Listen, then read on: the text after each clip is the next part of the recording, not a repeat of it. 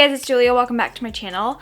Let's talk about highlighters. It is a fact well known and documented that I like my skin to be extremely dewy and glowy at all times. My makeup look is never really complete without a nice, good pop-in highlighter. I think of myself as the shitty connoisseur of highlighters, and I love to glow for the gods. In this video, I've compiled a bunch of my favorite highlighters. I've kind of divided them into 4 different categories. We have blinding highlighters. These are that like bright, whatever the heck this is type of highlighter. Liquid/cream highlighters. I have a category of colorful highlighters that I really enjoy, and then finally my more subtle highlighters for people who want more of an everyday glow. So for me, an everyday glow is this. There is something for everyone in here. These are the best of the best highlighters in my opinion, and the options in here range in price from $6 to $49.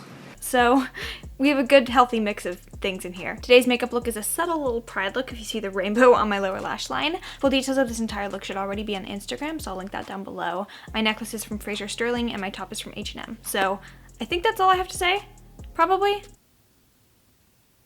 But if you are a soul sister and you like being shiny, keep watching.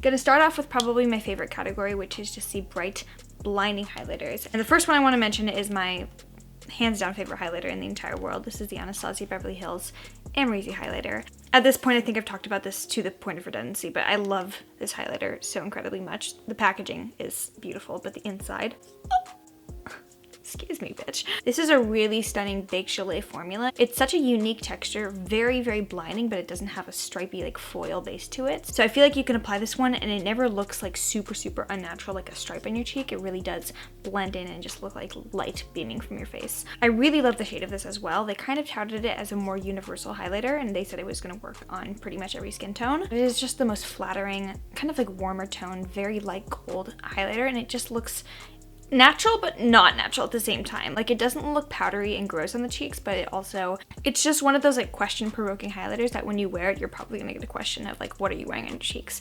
I truly hope that Anastasia does come out with more shades of this one, but it's an amazing, amazing formula. And I'm trying to use it sparingly, so this has kind of become my special occasions highlighter, or just when I'm having a bad day and I want to feel pretty.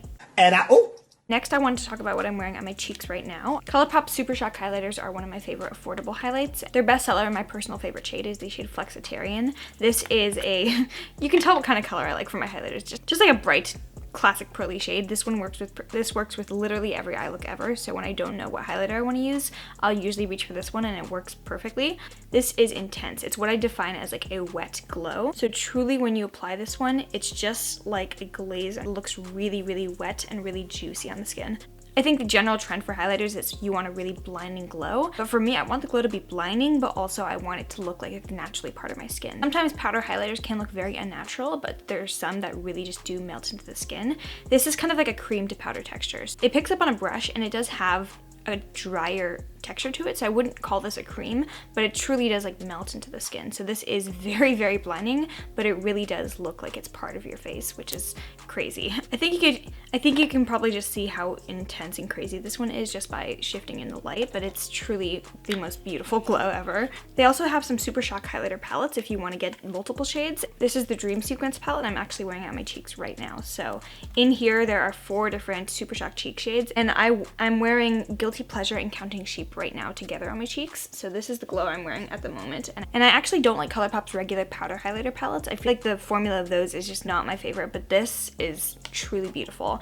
I love the really creamy, very dimethicone filled formula of these ones, so they truly do melt into the skin. I think they do have a palette with the same formula that's in a darker colorway as well. So I've been loving this. My only concern is that this is going to dry out eventually because it is more of an open air palette, whereas the Super Shock cheeks, they come in like a screw on, screw off component like this, so it's going to be less prone to drying out, which because it's more of like a creamy powder formula, this could dry out eventually and perform differently. But so far, I've been loving these. It wouldn't be the blinding highlighters category if I didn't mention. They ask you how you are, you just have to say that you're fine when you're not really. OFRA goes hard, sometimes too hard, like me all throughout senior year partying. Make some of the most incredibly blinding highlighters with a very hefty price tag. I think each highlighter is around the $30 mark, which is a little bit much. They press them in this beautiful like starburst form. OFRA's highlighters have a very icy base, so I'm just gonna apply a little bit on my inner corner so you can see. Country boy, I love you.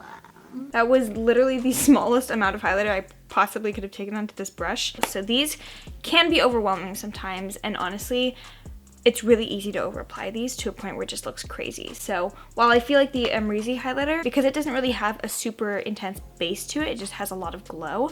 This one I can apply a lot of and it doesn't look super like weird on the cheeks, whereas this one, if I go overboard with this one, it just looks like an icy like white metallic stripe across my face. Because I use such a small amount each time I reach for these, I think a little bit goes a long way and you'd probably get a lot of like efficiency out of this highlighter here. This is the shade Pillow Talk. It's a really beautiful like pinky toned highlighter. I also really like their Beverly Hills highlighter or Rodeo Drive if you really want to try a bunch of different really good shades from them in one go. I think their entire like aesthetic now is just really sleek. They used to have $30 highlighters with packaging that looked like it came from Wet n Wild. Wet n Wild.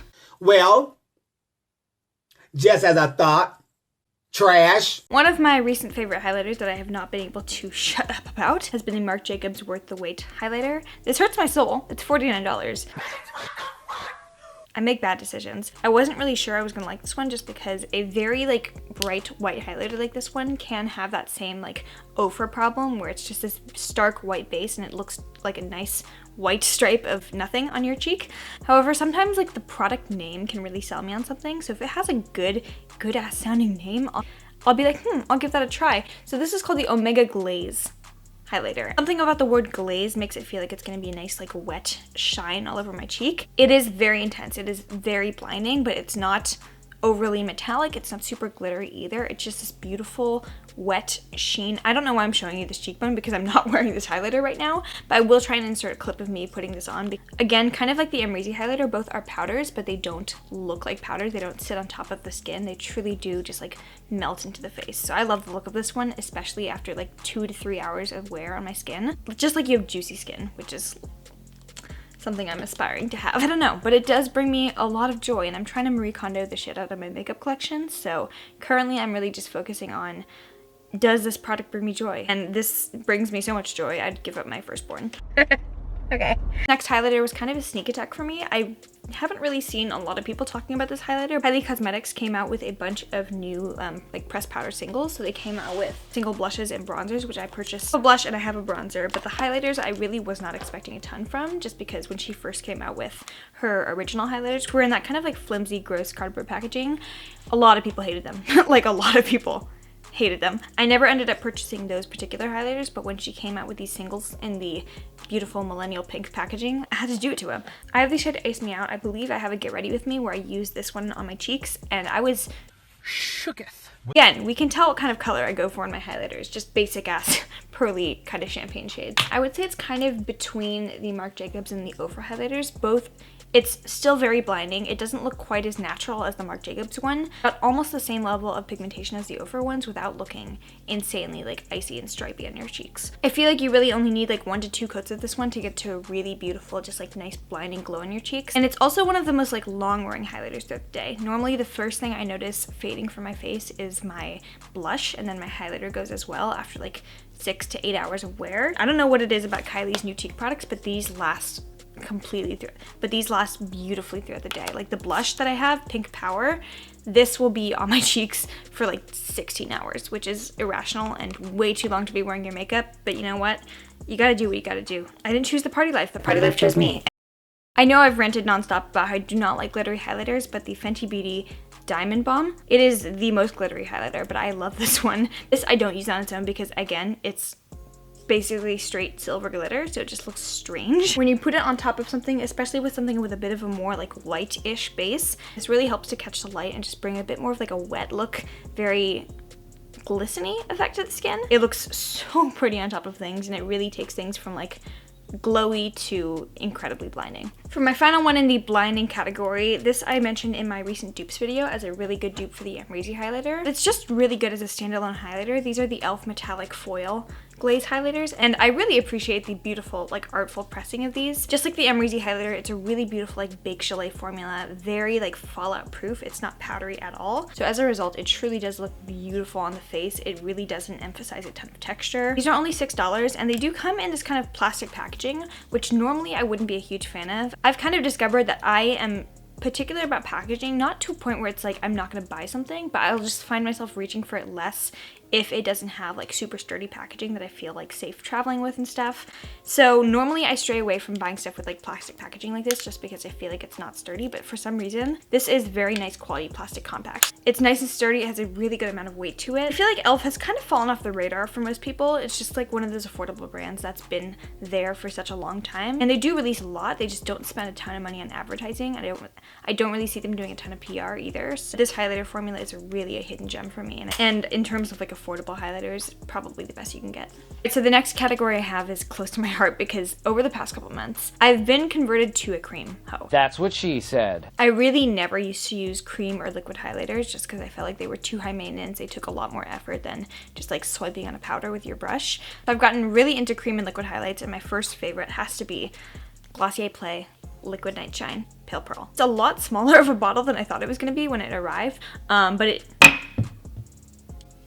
You kidding me? I knew that Glossier Play was going to be a bit more of like a dramatic aesthetic as opposed to Glossier's regular brand, but because it is still Glossier, I was assuming this is going to be just like a nice, subtle, basic highlighter.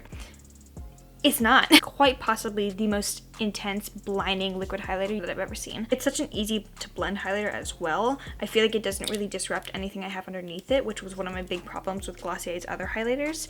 This is such a beautiful, intense, beaming glow. They have a few different shades of this as well. Just a really solid formula, and I was not expecting to love this one as much as I did, but it's definitely in my top 5 favorite highlighters. I think I'll have to do a ranking at the end of this video, but that's in there. I'm not as passionate about this next one as I am about the Glossier Play highlighter, but I still really enjoy this, and I wasn't expecting to as much as I did. The Farsali Jelly Bean highlighter caused quite the gimmick craze when it first came out, just because no one was really doing these jelly highlighters at the time, and now you see them pretty much everywhere. I personally waited until they came out with a mini size of this in the Sephora checkout line, and that's when I got this. I do wish they had a few more shades. They only have 3 right now, and they're all kind of like in the medium skin tone range, so people who have very fair skin tones can't use them, and people who have darker skin tones also can't use them, which kind of sucks. I have the shade Glazed, which is I think the original shade. You do have to apply it with your fingers. For me, it does not agree with a brush, and it just does not look very good with a sponge either. Really, the only way I can apply this one is with my fingers, which can be difficult when I'm wearing acrylics. Just to like stick my fingers in here, it's hard. That's what... It's such a nice goldy champagne glow. Very natural once again, and one of the pluses of cream highlighter is that it truly does melt into your skins. And then finally, my problematic fave, the controversial queen, is the Patrick Ta Major Glow Highlighting Mist. This has gotten some pretty bad reviews, but for the most part, a lot of the bad reviews I've seen have been either people not liking it because of the butane or not liking it because it's just like not super user-friendly. This one does have a huge learning curve. If you are like me and you're into that like glass skin wet looking effect, my kind of technique to go with it is I hold it from very far away and I really try and focus it right here around the entire eye area, so right along the orbital bone. I kind of spray it here. It's not super easy to control, but for me, for those types of looks, I don't really want it to be a super like controlled highlighter. I just want it to be like wet skin all the way around the perimeter of my face. So if you're into that really glass skin, like juicy, wet looking effect on your face, I think you'll really like this one. I've seen some people applying it first to their brush and then going onto their face. I feel like for me, I wouldn't do that just because it is a bit more wasteful and you're going through a lot of product in not a lot of time. His whole deal with like promoting it in the form of a mist was that it was supposed to like fall in a certain way. Like it was supposed to be specifically engineered to fall in a certain pattern on your face, which I don't know how much of that is BS, but not gonna be for everyone, and that's the beauty of makeup. There's different options for everybody. Right, moving into my next category, I really wanted to talk briefly about some of my favorite colorful highlighters. Even though I don't use highlighters that are colorful very often, I've tried quite a few of them, and I've really only found a few different formulas of colorful highlighters that I really do enjoy. So first, I wanted to mention Anastasia Beverly Hills glow kits because I love me a good glow kit. I probably could have mentioned these in the like blinding category as well because the Nicole Guerrero glow kit is not colorful, but it's probably my favorite glow kit that they've ever come out with. The last one they came out with was Dream. So I own the Moonchild and the Dream glow kits. They also had the Aurora one as well, but these are some of my favorite colorful highlighters. Dream is super unique because these are like kind of weird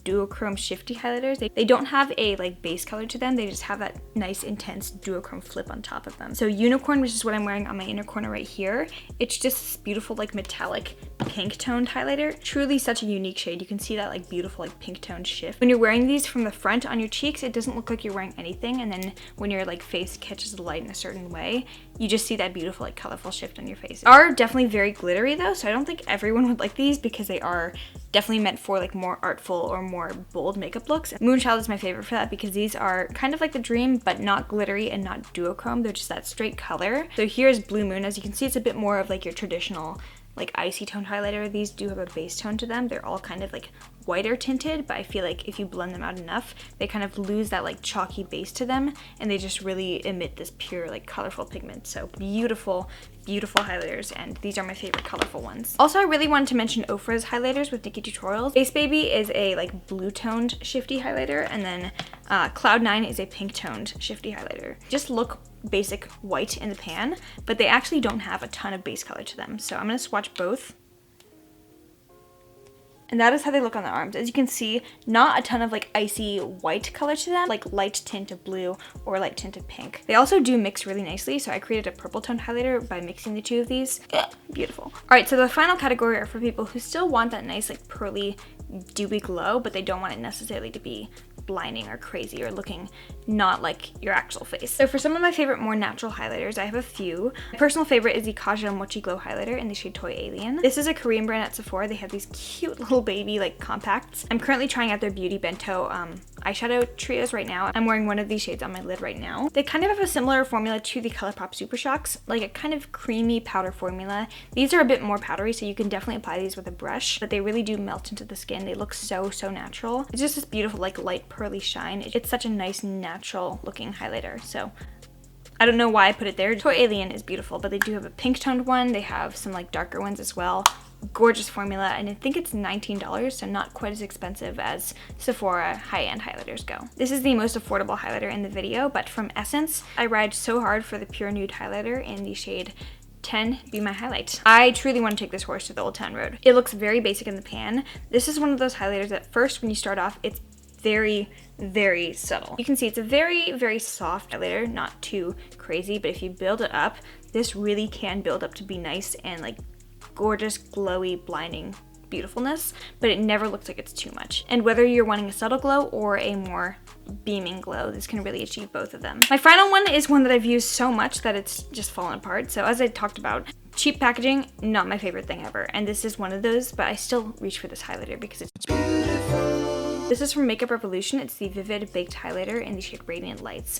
They have a few different shades of this one. Radiant Lights is a beautiful like pinky tone shade, and kind of similar to the Essence one, it's not super blinding when you look at it. This can build up to be extremely blinding, but again, because it's such a finely milled, very gentle, velvety powder, it never looks like it's too much. So as you can see, that is intense. These are $6 each. This was probably one of the first highlighters I ever purchased when I was first getting into makeup, and I still use it regularly. It's one of my favorites. All right, lightning round. I'm just gonna do my top 5 favorite rankings. So number 1, ABH Amrezy. How could I not? It's beautiful, versatile, works with everything. I use it sparingly because it's my whole life. Number 2, Glossier Play Niteshine in the shade Pale Pearl. Beautiful, again, very versatile, blends like nothing else, truly looks like you just naturally have incredibly dewy skin, and I love that. Number 3, Colourpop Flexitarian Super Shock. Intense, wet, blinding. Talented, brilliant, incredible, amazing, show-stopping, spectacular, never the same, totally unique, completely not ever been done before, unafraid to reference or not reference, put it in a blender, shit on it, vomit on it, eat it, give birth to it. Crazy, glowy, but not too much, if that makes sense. It doesn't, but still. Number 4, Marc Jacobs Omega Glaze in Worth the Wait. She thick. And then number 5, the KAJA Mochi Glow in the shade Toy Alien. I love this one. It's subtle, but also it can get to really, really blinding places if you do build it up. Get you a girl who can do both. All right, guys, that is it. The gospel of highlighters according to me. Piece of reference, let's go. I hope you guys enjoyed this one and got some good recommendations for the greatest highlighters of all time. If you like this video, please give it a thumbs up. Make sure you are subscribed down below, and also follow me on Instagram to see makeup looks like this, posted pretty much all throughout Pride season. So I hope you guys enjoyed this one. And if you made it to the very end of this video, whether you're part of the bonus meme gang, the dream meme team, or the dewy assholes, I love you. You get the bonus meme? Goodbye.